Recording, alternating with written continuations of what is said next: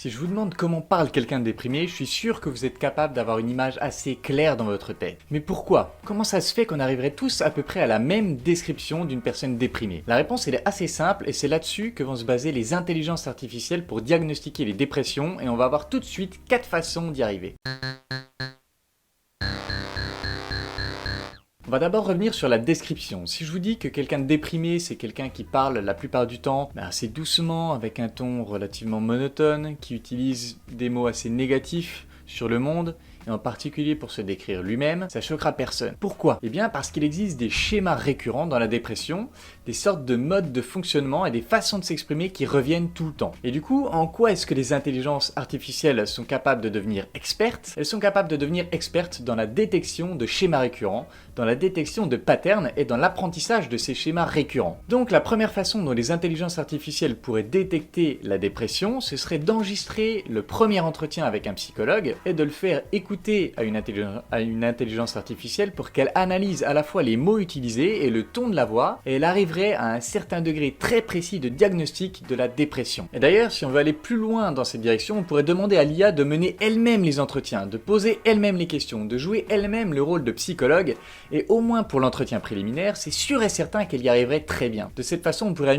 imaginer par exemple un site autonome qui d'une part diagnostique les troubles mentaux, et ensuite permet directement de prendre rendez-vous avec un spécialiste du sujet. D'ailleurs, la personne qui mène ce projet au bout, avec des études scientifiques pour prouver que son IA est solide, elle a juste à le vendre à un hôpital américain parce qu'ils ont beaucoup d'argent, ou à un site comme Doctolib, et c'est des millions qui tombent. Tiens, je vous donne d'ailleurs même le nom, comme je suis sympa, elle peut s'appeler Diagnostic, avec IA en majuscule et d'une autre couleur, et comme je suis vraiment très sympa, j'ai même créé une image par intelligence artificielle pour la page d'accueil du site que je vous mets ici. Maintenant, une deuxième façon qui découle de la première, c'est qu'il est possible de faire exactement la même chose à l'écrit et d'analyser simplement le texte. Alors évidemment, il y aurait des données en moins, donc on peut penser que ce serait un peu moins précis, mais il suffirait d'obtenir plus de données.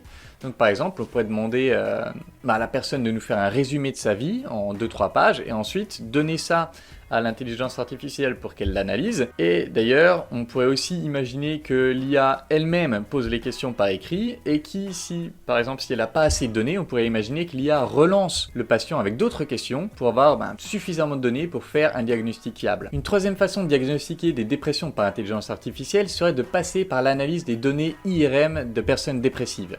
Il y a des études qui montrent que l'activité cérébrale des personnes dépressives est impactée, et du coup une IA pourrait là aussi analyser les patterns et poser un diagnostic. Le seul problème, c'est que pour ça on aurait besoin d'avoir les données IRM du patient, et donc même si ce serait très facile à mettre en place, en réalité c'est clairement pas la direction qui serait la plus prometteuse, parce que pour les deux façons qu'on a vues avant, on pourrait faire passer un nombre infini de patients en même temps, 24 heures sur 24, 7 jours sur 7, alors que là il faudrait tout le personnel hospitalier classique, et donc c'est immensément plus coûteux. Allez, pour finir, une dernière façon pour diagnostiquer la dépression, je pouvais pas passer à côté parce que je suis en train de me spécialiser en psychologue du sommeil, c'est que les personnes dépressives, elles ont une architecture du sommeil particulière. Quand on regarde leur hypnogramme, on voit qu'il est perturbé d'une façon assez caractéristique, et je vais pas rentrer dans les détails, mais une IA, elle pourrait là aussi extraire les patterns des hypnogrammes des personnes dépressives, et ensuite il suffirait que les patients enregistrent une quinzaine de nuits de sommeil à la maison avec un objet connecté comme une Apple Watch ou par exemple la Oura Ring, et qu'elle envoie les données dans l'intelligence artificielle, et ça permettrait probablement là aussi de détecter des dépressions avec une précision tout à fait raisonnable. Voilà, c'est tout pour cette vidéo, et si elle vous a plu, n'hésitez pas à aller jeter un coup d'œil aux autres vidéos de la playlist Robothérapie, comme par exemple la vidéo qui s'appelle On va probablement vivre pour toujours, parce qu'elle parle là aussi de comment